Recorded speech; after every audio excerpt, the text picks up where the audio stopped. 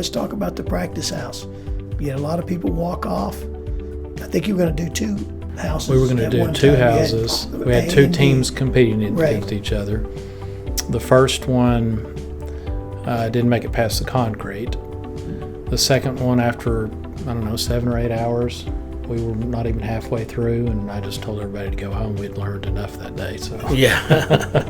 So what did you do with those 2 houses? Did you, the cement, you never got past? we had to you tear to that chop one it out. Yeah. And then the And then other the other one, we ended up finishing it. you ended up finishing it, and then you had to go find another location to have this 2-hour No, house. we had it planned for the same neighborhood. It was just right. It was right down the You had to go leave street. it somewhere else and build the house. Yeah.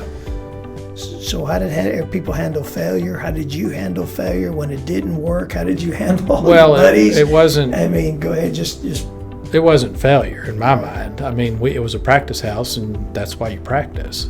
A lot of people saw it as failure, and that's why they quit. But we learned a whole bunch from it, and that was the purpose of it. So the biggest thing we learned was communication.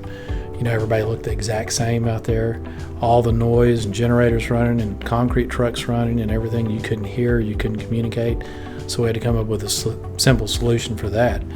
That's why the concrete failed, because they couldn't, they had practiced this and they had the concrete mixture down, but they didn't account for how loud it was going to be. So when the final person yelled, dump this one chemical in that was very time sensitive, then part of them did it, part of them didn't. Well, the concrete was coming down the chute of the truck and just set up in the, literally while it was sliding down the chute, ruined a brand new truck.